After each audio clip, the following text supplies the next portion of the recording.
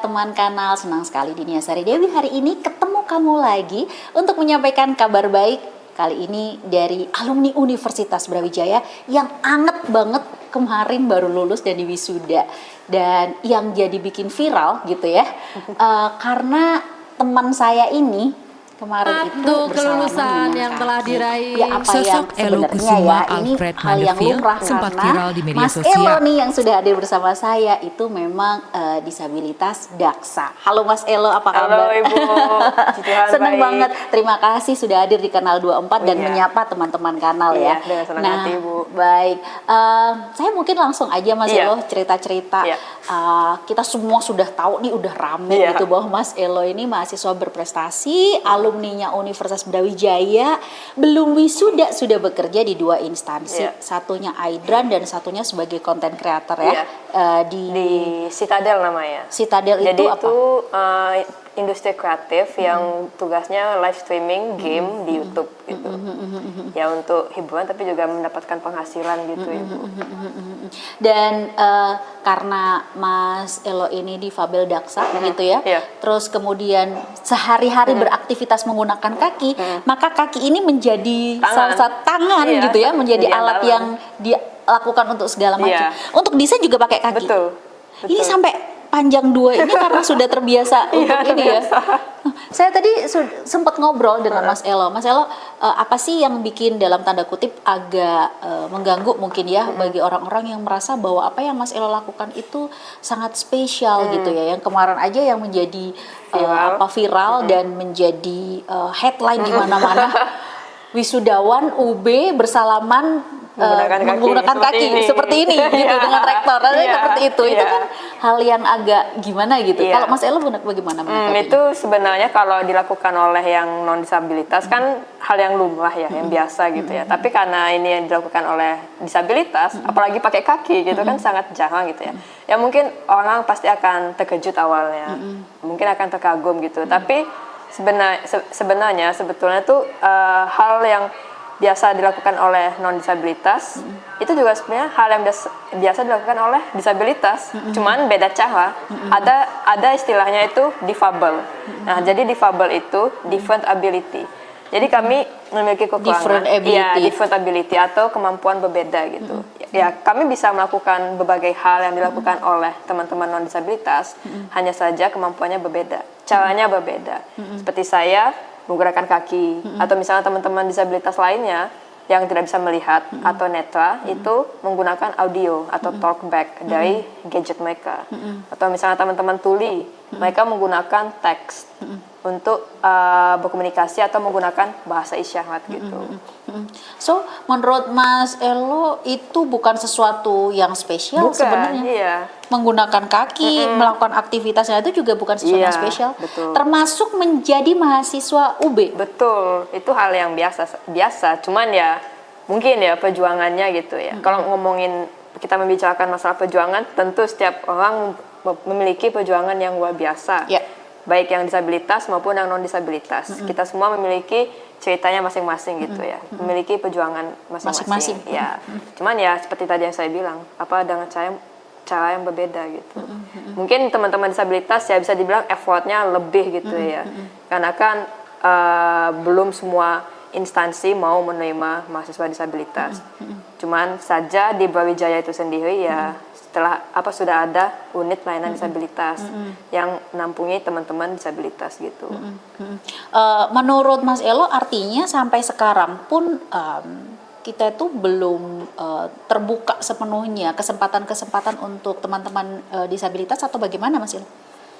Untuk saat ini kalau dibilang seperti itu, ya belum semua kampus mau menerima mahasiswa disabilitas gitu. Meskipun mereka sudah menerima, tapi mungkin belum siap untuk membangun unit layanan disabilitas tersebut gitu. Belum bisa sebesar pusat layanan disabilitas Universitas Brawijaya itu sendiri. Karena tantangannya juga besar gitu untuk membangun sebuah unit layanan disabilitas. Itu juga saya akui gitu. Tapi kembali lagi ke individu disabilitasnya itu. Jika tidak ada layanan disabilitasnya itu ya udah kita beradaptasi saja sendiri gitu.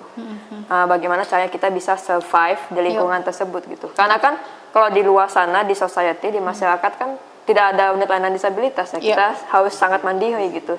Ya kitanya juga tidak boleh yang bertergantungan gitu dengan unit layanan disabilitas tersebut gitu.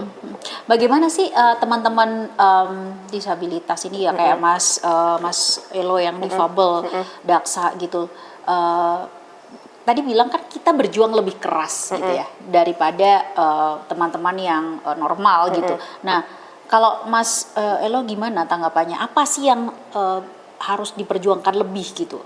Kenapa gitu? Padahal kan seharusnya kita equal gitu ya. Secara kita mungkin kecerdasan IQ kita sama gitu kan. Tapi kenapa kita bekerja lebih keras tuh di bagian mana tantangannya, Mas? Mungkin di bagian karena bisa dilihat dari secara fisik gitu ya. Kalau yang teman-teman difabel fisik, baik itu yang kursi roda, apa yang bagian mobilisasinya atau bagian atasnya seperti saya, atau mungkin teman-teman netra yang tidak bisa melihat dan teman-teman tuli, itu mungkin di bagian kayak yakinkah ini mereka bisa mengikuti seperti teman-teman lainnya gitu, bisa mengikuti pelajaran, bisa lulus tepat waktu dan lain-lain gitu. Jadi mungkin effort lebihnya itu ya berupa tesnya itu, mengikuti meyakinkan pihak yang memberi tesnya itu. Jadi lebih tepatnya seperti memberi awareness saja sih Bu, karena kan saat ini belum semua institusi juga aware dengan disabilitas itu. Ya lebih tepatnya PR dalam menyebarkan disability awareness tersebut itu. Iya. Nah, menurut Mas Elo artinya disability awareness hingga hari ini juga masih menjadi sebuah PR gitu. PR. Iya. Kalau di UB ada yang kurang nggak? Iya dong, nggak apa-apa dong. Kita kasih masukan-masukan apa nih kalau buat daksa yang kurang gitu. Misalkan daksa untuk kayak Mas Elo nih gitu yang atas gitu kan, ada juga yang kalau yang mungkin yang kursi roda sudah mulai banyak ya Mas Elo ya gitu ya, tempat-tempat untuk jalan gitu kan, pedestriannya sudah mulai kebentuk gitu. Kalau Mas Elo apa yang dibutuhkan atau mungkin untuk naik netra gitu, apa yang kurang gitu? Kalau di UB sendiri bisa dibilang fasilitasnya ya oke, sudah lumayan akses gitu ya. Meskipun masih ada beberapa fakultas yang masih gedung lama gitu belum terdapat bidang miring, lift ataupun guiding block untuk teman-teman netra gitu. Kalau untuk saya sendiri kebutuhan saya gitu mungkin kalau saya kan kesulitan menggapai barang yang tinggi gitu. Jadi ya mungkin ya batas kaki saya gitu.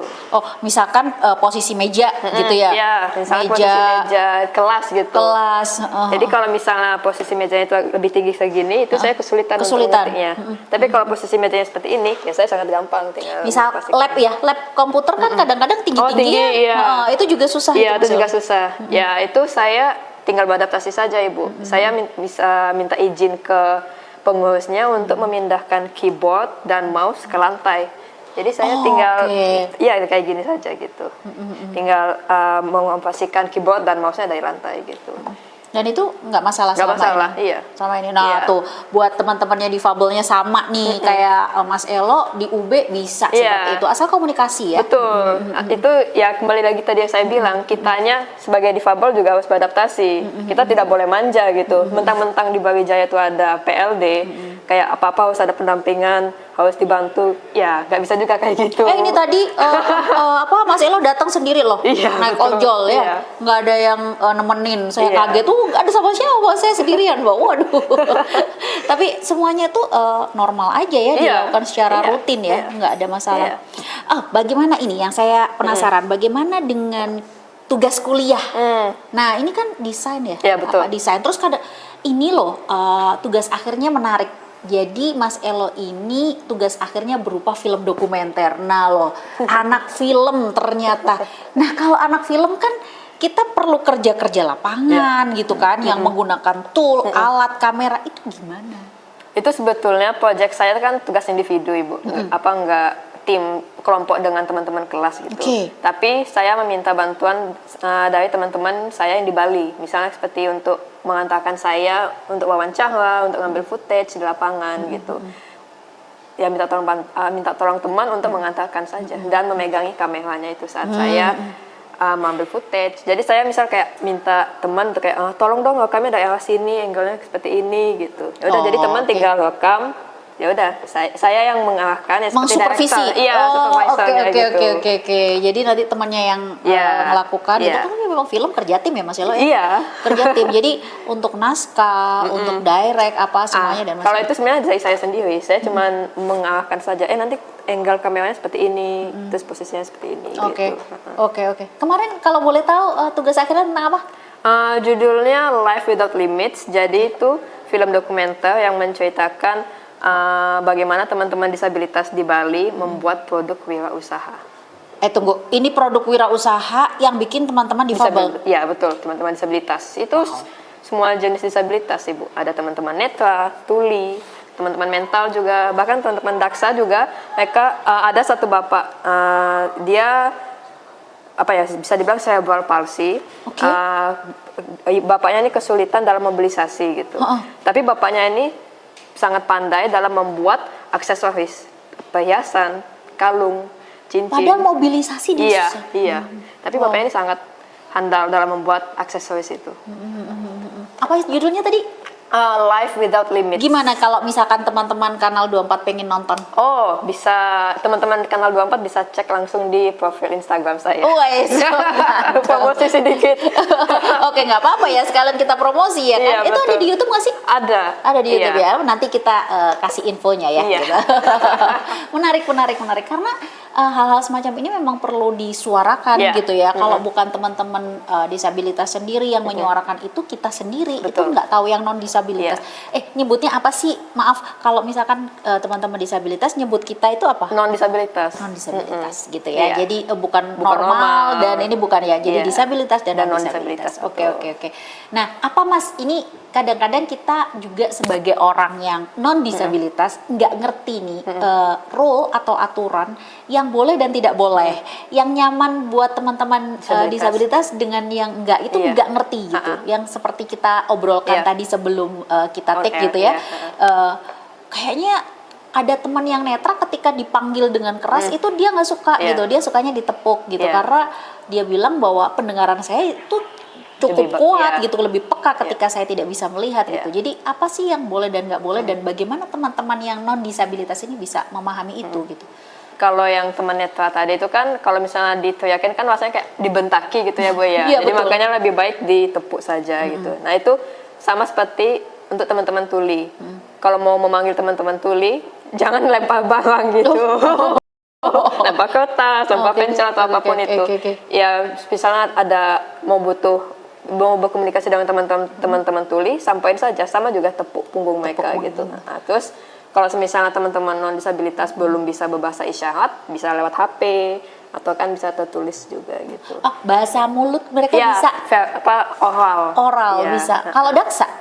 Kalau daksa relatif aman ya? Ya sebenarnya relatif aman gitu. Cuman masalah mobilisasinya untuk teman-teman kursi roda, kalau bisa nggak jalannya yang mulus gitu, nggak yang berbatu-batu gitu. Tapi itu juga kembali lagi ke teman-teman yang sudah pandai mendorong teman-teman kursi roda, yang sudah jago gitu. Oke. Thank you, Mas. Closing ya, Mas ya, statement mungkin semangat lah ya untuk teman-teman disabilitas yang lain untuk istilahnya mereka tuh jangan rendah hati, terus mereka harus tetap optimis, percaya diri gitu, dan menggunakan kesempatan-kesempatan gitu ya. Saya juga kaget, ternyata kita tuh bersaing istilahnya juga selevel loh dengan teman-teman yang disabilitas gitu. Jadi bayangkan seorang Mas Elo gitu kan bisa bekerja di dua tempat, saya juga bingung nih ngatur waktunya kayak gimana gitu ya. Makanya time manajemennya kayak apa, masih sempat saya wawancara nih gitu kan, masih sempat melayani wawancara di tempat-tempat lain juga, media lain gitu. Itu kayak gimana gitu kan, itu juga dihadapi yang lain gitu ya. Monggo silahkan disampaikan mungkin beberapa motivasi gitu ya, gimana buat teman-teman. Sebenarnya motivasi saya itu adalah jika kita ada keinginan untuk terus maju, ya diambil aja. Apalagi kesempatan itu ditawarkan kepada kita gitu. Terus kita ya tinggal memilah saja kesempatan mana yang sekiranya cocok dan berguna untuk kita ke depannya gitu. Kalau misalnya kesempatannya itu bagus tapi ternyata menghambat untuk kita sukses, ya mohon maaf harus di-cut gitu. Ya untuk masalah time management, ini kebetulan saya yang di Aidlan WFA atau work from anywhere. Jadi bisa dari mana saja dan kapan saja gitu. Kalau yang lagi satu yang Citadel, emang saya kebetulan shiftnya malam gitu. Jadi makanya bisa pagi gitu untuk Bisa beraktivitas menggunakan ya. Betul. Satu tadi belum semangatin dong. Oh ya, semangat ya untuk teman-teman disabilitas. Jika kalian punya rasa semangat yang membawa itu, lanjutkan saja gitu. Apalagi kan sekarang seperti yang saya bilang ke media-media lainnya itu sudah mulai banyak instansi yang menyediakan atau mengakomodasi untuk teman-teman disabilitas. Jangan disia-siakan kesempatan itu gitu. Karena kan kesempatan tidak datang dua kali gitu. Apalagi kesuksesan berawal dari hal kecil. Mantap. Satu lagi, mungkin ini yang bikin orang penasaran juga. Saya sih sebenarnya yang penasaran ya. Mas Elo ini kan udah lulus cepat nih ceritanya, udah bikin film lah, kerja di 2 tempat. Saya kan pasti ada sesuatu atau harapan atau capaian target-target yang pengen dicapai ke depan. Mungkin ini cita-cita saya dari kecil sih. Saya pinginnya bekerja di studio film, industri film di luar negeri gitu. Karena saya dari kecil suka nonton film. Dan bapak saya kebetulan dari Jerman, jadi saya sukanya nonton film banget gitu. Dan saya memang tertarik kerja di industri film ya, di Hollywood gitu, di Disney terutama Walt Disney gitu. Papa di Jerman? Ya, papa tapi sudah jadi Jerman. Ini warga negara? Iya. Sudah warga Indonesia? Oh, luar biasa. Jadi nanti di industri film. After sarjana terapan ini, lanjut sekolah lagi atau gimana? Rencananya ingin melanjutkan S2 di Australia. Wah, luar biasa. Kita tunggu ya. Kita tunggu kabar baik dari Mas Elo. Kita doakan dia jadi sukses dan jangan lupa sama teman-teman. Baik teman kanal, sekian kabar baik kita hari ini. Sampai jumpa di kabar baik berikutnya. Sampai jumpa. Terima kasih.